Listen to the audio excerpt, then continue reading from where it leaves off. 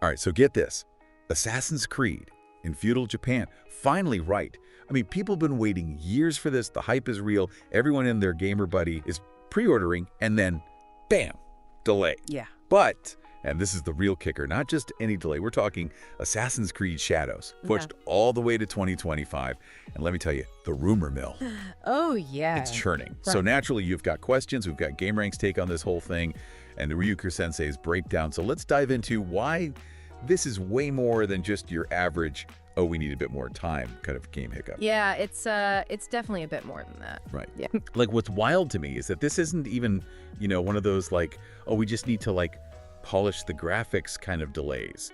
Like, Ubisoft is in the hot seat. We're talking board reviews, shareholders freaking out. It's like the game itself stumbled into a pile of ninja stars. You know what I mean? Yeah, for sure. And what I think is so interesting about this is this whole thing with Yasuke, Oh, tell me. the African samurai. Remember how much buzz that generated when they first announced it? Oh, yeah.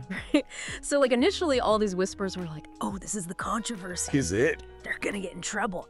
But it turns out it's so much more layered than that. Really? Yeah, so Ryuko Sensei, who, if you don't know, is like basically plugged into the Japanese gaming scene, he said that it actually wasn't Yasuke himself that was like the thing that ruffled everybody's feathers. It's that for a company who's going around and boasting about all this historical research, all this time they spent and everything, the game is just littered with inaccuracies. Oh, no. Like, didn't even Google at that level of stuff, which really makes you wonder, like, what were they thinking? Yeah, like, did they just completely, I don't know, drop the ball? What happened? I don't know, but they give a perfect example, and it's chopsticks. Chopsticks. Yeah, of all things. Okay. Ryuko Sensei points out this scene in the preview where they're placed totally wrong.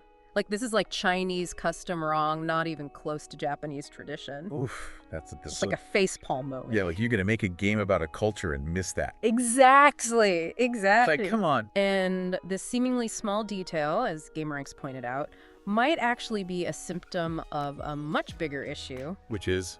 Ubisoft rushing development Oh, yeah. to try to hit that deadline.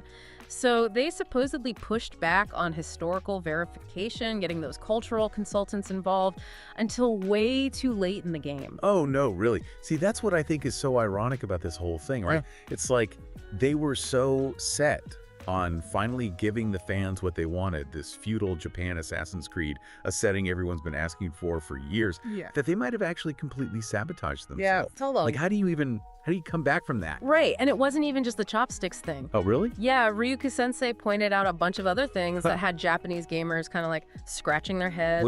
Like the architecture and some of the early footage, it looks more like Chinese temples than, those iconic Japanese castles. And then don't even get them started on the samurai armor and weapons. Oh, no.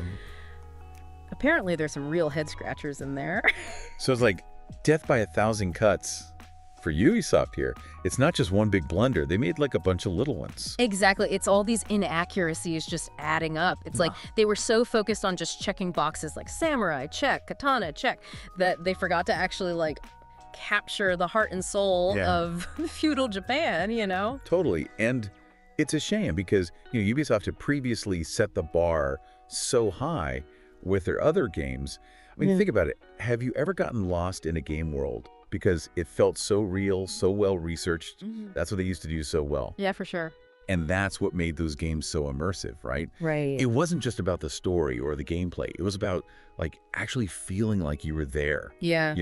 Like you were experiencing history firsthand. And to pull that off, you have to do your homework, I think players, they can tell when a developer respects the source material.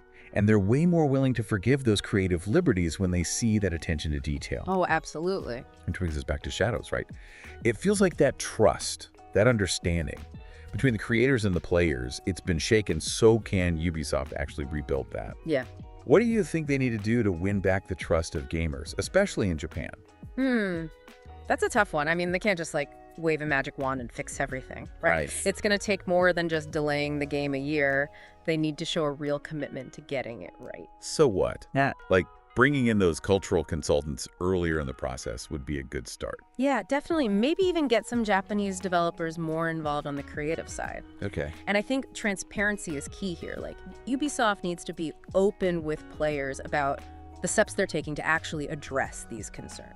It's a tall order for sure, but it's not impossible, right? Oh, for sure. No. I mean, remember Cyberpunk 2077? Oh, yeah.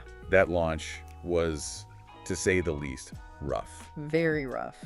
But CD Projekt Red, they owned their mistakes, they listened to the feedback, and through updates and patches and, really putting in the work, they actually turned things around. They did, yeah. It took time, but they earned back some of that lost trust. They did. They really showed that they respected the players. Exactly. Even when they messed up.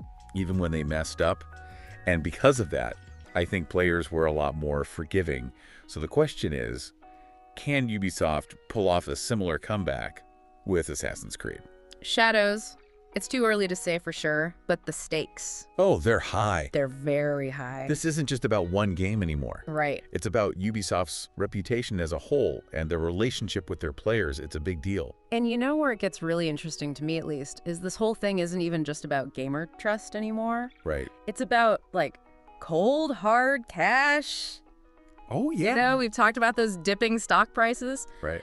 But, what do you think this actually means for Ubisoft's, I don't know, their future? Are we talking, course correction or, potential shipwreck here? I think it's a wake-up call for sure. Yeah. GameRank's really made it clear. Yeah. Investors are nervous. Right. And when investors get nervous, things can change really fast. So we could be talking budget cuts, pressure to play it safe with future games. Right. It could have a ripple effect throughout the entire company. It makes you wonder, too, beyond just, the balance sheets and all that, what about the Assassin's Creed franchise itself? Right. If Shadows just totally flops, can they even come back from that? Yeah. Especially in a market as important as Japan, It's tough to say. Yeah. Because, it's they're risking years of building up this goodwill Right. with this one game, Yeah. Assassin's Creed is known for these big, sprawling historical adventures. They've always been a huge draw for Ubisoft. Right. But if Shadows comes across as, I don't know, tone deaf, or even worse, disrespectful, it could make people think twice about the next release. Oh, absolutely. Right. Yeah, rebuilding that kind of trust, especially in a market like Japan, where we've talked about, authenticity and attention to detail are so valued. It's not going to be as easy as just, throwing out a patch or two. No, not at all. You can't just slap a Band-Aid on this one and hope for the best. They really messed up this time. It's a real turning point for Ubisoft, isn't it? I mean, on one hand, they could just bulldoze ahead, right? Yeah. Release Shadows as is, whatever, hope for the best. Crossed your fingers. Yeah, but that just seems like, at this point, a recipe for disaster. I'd say so, yeah. But what do? They need to show gamers, especially Japanese gamers, that they've been heard, that they understand the concerns, and like you said, it's got to take more than just fixing a few graphical errors or, tweaking the storyline. They need to show a real commitment to cultural sensitivity and actually collaborating with the people they need to be collaborating with. For sure. So what's the play here? Can Ubisoft even salvage this, or is this the misstep that sends them down in a totally different path? It's hard to say. This is a company known for their ambition, for taking risks, right? Right. But sometimes those risks, they don't pay off. So Yeah. only time will tell if they can actually learn from this and come back stronger. It's a lot to unpack, right?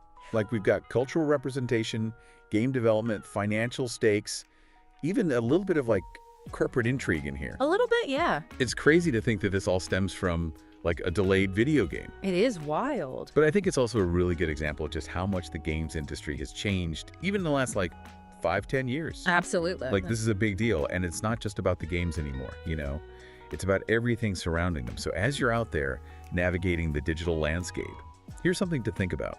What does Assassin's Creed Shadows say about the games industry as a whole? Are developers taking enough care when bringing these historical worlds to life?